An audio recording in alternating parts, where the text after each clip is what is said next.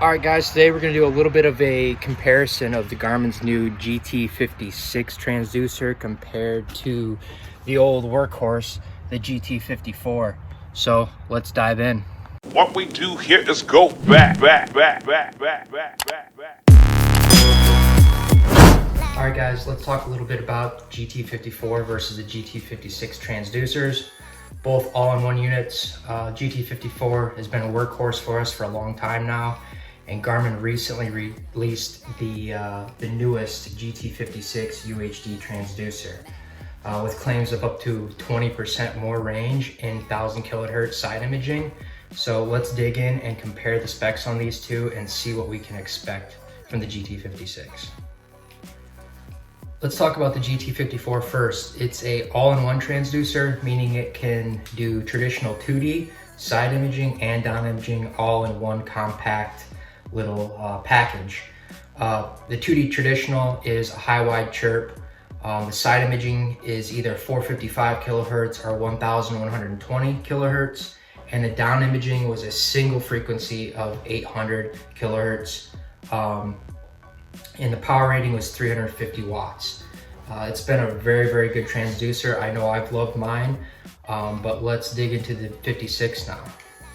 All right, now for your GT56 transducer. It's also an all-in-one transducer, so we've got our traditional 2D, our side imaging, and our down imaging as well. In the traditional side of it, the 2D, really no change there, still your high-wide chirp, but this is where the fun's gonna begin for us. In side imaging, we are gonna have 455, 800, and 1000 kilohertz options for frequencies. In down imaging, we're gonna have 455, 800, and 1000 kilohertz frequencies to choose from. And in power, we're gonna have 500 watts of power. So this is gonna be awesome.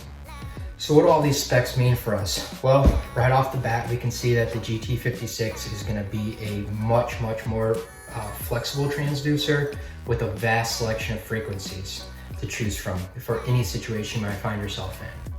With 1000 kilohertz, you can still expect extremely detailed returns. And with the 500 watts, you can expect it to have a better range, both out to the side of the boat and down beneath the boat. So now I know what you guys are gonna ask.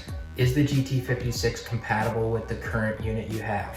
Well, the good news is yes. In most cases, if you have a UHD compatible unit now, it's going to be compatible.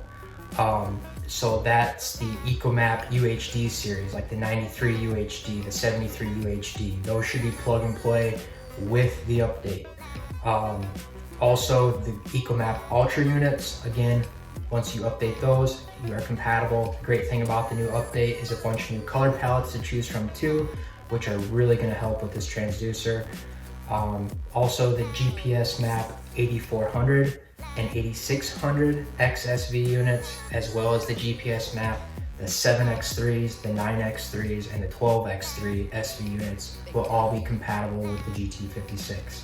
For you guys with a little bit older units, like the 93 SV Pluses, there's a little bit of hope for you in that if you get a GBC20 box, you'll be able to run the GT36 transducer. That is just a side imaging and down imaging only transducer, but it will have all those frequencies to choose from, as well as the 500 watts. That box is going to be getting an update to be able to run on the older units, but as far as plug and play into a 93 Plus, that's not going to work. Same way as the GT54 wouldn't work in those. So is it going to be worth upgrading your GT54 for a GT56? Well, here's my take on it. I think the picture quality is going to be just as good, if not better. I know there's a little bit less high-end frequency, 1000 kilohertz on the GT56 as opposed to 1120 on the GT54. I don't think we're going to miss that 120 kilohertz, especially with the 500 watts of power on it now. And I think there's probably some technology that I don't know about behind the scenes that is going to make up for that possible loss in image quality, but I don't think we're gonna miss any image quality out of it. The thing I really love about it, it's gonna be a much more flexible transducer, bunch of different frequencies to choose from to do anything you need done on the water. and that 500 watts of power should extend the range. So I definitely think it's going to be worth an update. I know as soon as I can get my hands on one, I'm going to be making a video for you guys to show you side-by-side screenshots and whatnot of the two transducers. So keep a lookout for that. And if you haven't, please subscribe and turn on the notifications for my channel.